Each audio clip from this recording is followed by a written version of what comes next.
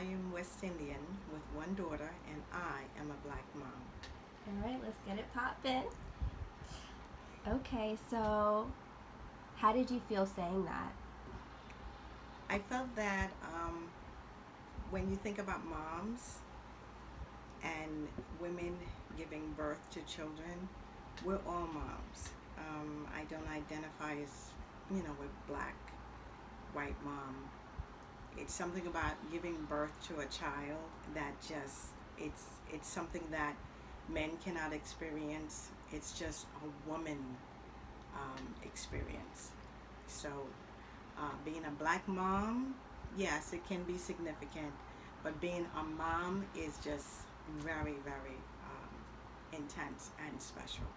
I see what you mean. So, pretty much having a child and obviously the birthing experience, no one else could understand but women, but moms, but raising, not giving birth, raising a child and being black is different. My experience, yes, it is. I knew from when I was 13 that I wanted to have a girl. I didn't want to have a boy. I knew, what was happening back then with, young black boys, and Mm. I just didn't want to experience that. So I manifest at 13 that when I have a baby, it's going to be a girl. Yes. hmm Okay, so what would you say is your personal first memory of race? You know, like when did you understand what race was? I grew up in Wyandanch, which was predominantly black. So I had black families around me. My whole block was black. The children in school. Um, the only difference was when I did go to school, most of the teachers were white. Mm. So we had the connection with white teachers in school, but when we came home, it was the block, the kids, everyone playing together. It was just a black community. So you just remember your teachers being White. not black, hmm white, and was that weird? It wasn't weird because the teachers in Wyandanch were they when you look at color today and what's going on with the black and white race, those teachers were not racist. Mm. They weren't. They were um, willing to teach us and be there and interact with us. So we had a good relationship. I remember all of my teachers. Some black, some white, and my teachers were great. I didn't have that feeling of, oh my God, I have to go to this class and my teacher's Mm. racist. It was never like that. Well, thank God. hmm So you said you have one daughter. Yes. Did you teach your daughter about race? And if so, at what age?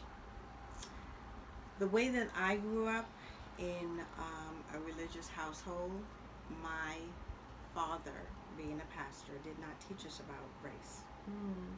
So we didn't grow up with that background of learning about Malcolm X, and we did it in school as we got older, but we didn't learn about those type of things, and that you had to be careful of white people. Like I said, we had white teachers, so we didn't look at them differently, because of the way we were treated.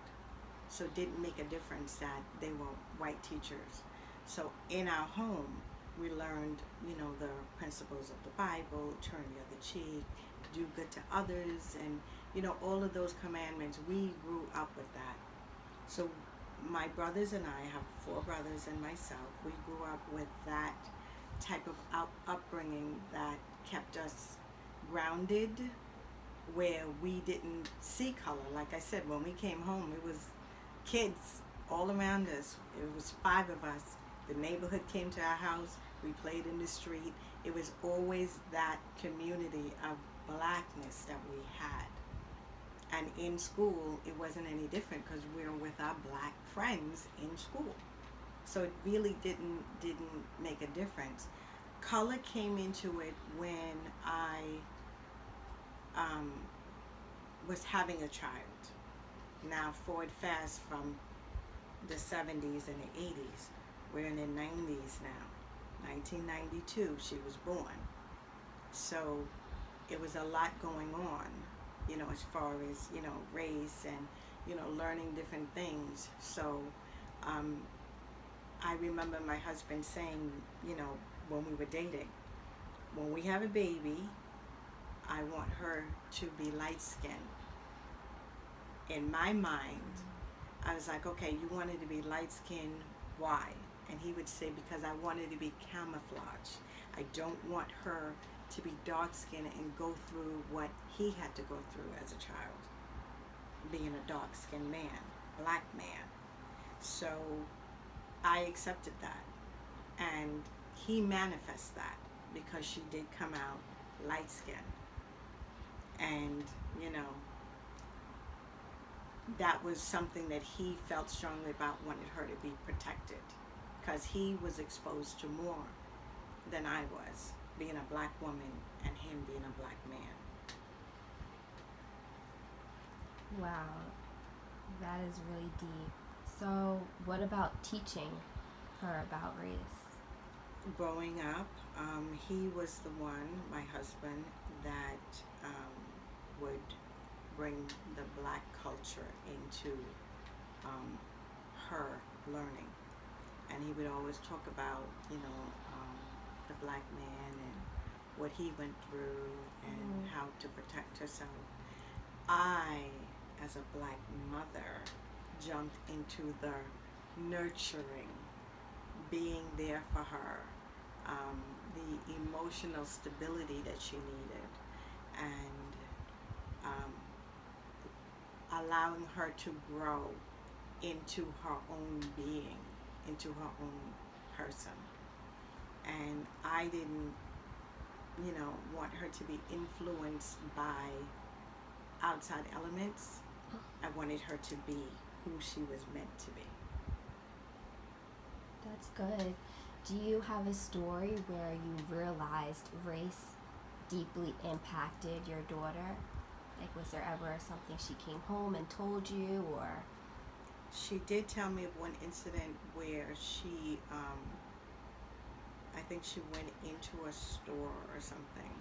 I can't really remember the story, but her takeaway was the man looked at her as less than, and she never experienced that before. She didn't have to worry about being, pulled over by a police officer or anything like that. She just remembers that feeling that she got of, you think you're better than me. And she has I don't want to say defiant spirit, but she's very strong-minded. So there was an incident in high school with the principal.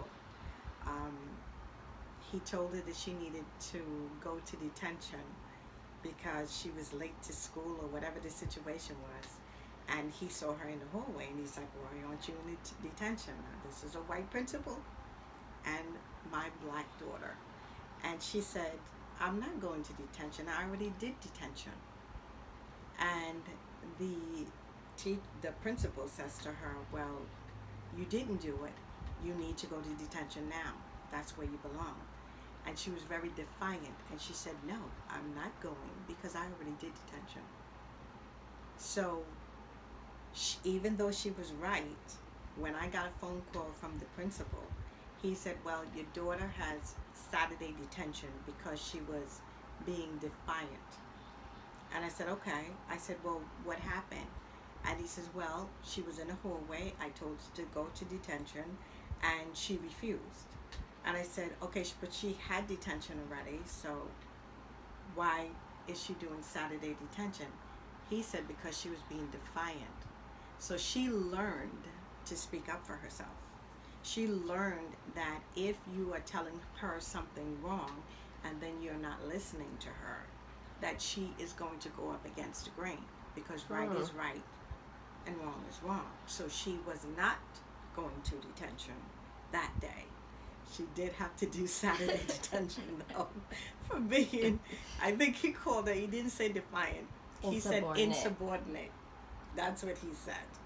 So she had to do Saturday detention. She was fine with that, but she wasn't going to detention that day. Period. Period. So how did both of those experiences that she had, how did those impact you? So at the store and then at school. I always knew that she was strong minded from when she was a child. My only thing was I wanted her to be protected as far as, you say you have a guardian angel, someone looking out for you. I always prayed for that for her, that someone would watch over her, and just in those moments that could turn bad, that she would have protection. And thus far, she's 28 yesterday, she has been protected. So I'm happy about that. Good. How often is race talked about with your child, or well, she's an adult now, so how often do you guys talk about race, and what are those conversations like? Being that I grew up in religion with my parents, my goal was not to enforce religion onto her, because whatever household you're born into, that is the religion that you are. So you don't have a choice, you don't have a mind of your own, you're just following the family tradition. I didn't want to do that. I erred on the side of spirituality. So I implemented certain things to her, certain things that I introduced her to that would get her to spirituality. And she's there now. So if you talk to her today, it's not about color. We're all connected on this earth. We are all in this together. So when one race falls, it's not that far behind that the other race will too. So you need everybody collectively to be one. So the colorism and the act of separating the races, that's keeping us on a level that is not going to help us grow as humanity on this earth. We need to come together and realize that we are all in this together, and that is her mindset today. Okay, so kind of going back to what we talked about a little bit in the beginning, but how do you think being a black mom may be different from being a white mom today in America? Today in America, it's what you give your children as far as how they see the world. If you are a white mom and you're raising a white child and you're giving them the information of being more powerful than other races, the information that black children are less than you, that's the difference. Black moms don't do that generally to their children. They don't grow up and say, okay, well, all white people are bad, and you got to look out for them and be careful, and don't mix with them. We don't do that. We raise our children to be fearless and to trust. So they treat their peers on individual basis. That's why my daughter, she has white friends, she has black friends. You treat people individually according to how they treat you, and that's one of the Bible morals. Do unto others that you would have them do unto you. So if you're good to someone, no matter what color they are, you're going to reciprocate that. So that's my take on it. You cannot teach hate to your children because they grow up hating other races, and black moms don't do that. All right, last question. What do you think America can learn from black moms? not to teach your children to hate other races, not to teach your children to belittle other races, and to teach them that it's about humanity. It's about all of us collectively. It's about coming into a different realm of thinking. You know, the slave mentality is deep. It runs deep, and on both sides. And we, as black people, don't hold the white race to what they've done to us. We want them to acknowledge it, and we want them to understand it, and to look at it from where we are standing. So white moms should teach their children about the other cultures and what really happened to black women, back in slavery. You know, that is never talked about. You hear a little section about slavery, but you don't hear about what happened to the black moms with their children and their husbands during slavery. Okay? And that's a deeper story, because you give birth to a child into slavery, and your child could be beaten, taken, raped, abused, your husband separated, watching you be abused, and it's something that we have to live with. That it seems like white women don't either want to accept it, acknowledge it, and then teach their children differently. You know, it's a lot of hate out there. Hate's not going to collectively help us. It's going to be love. It's going to be faith. It's going to have to be trust. We have to trust that you understand what we've been through as black moms, and break the chain. That's good. All right, thank you. That's a wrap. Okay, guys, please You're be nice welcome. in the comments. Bye-bye.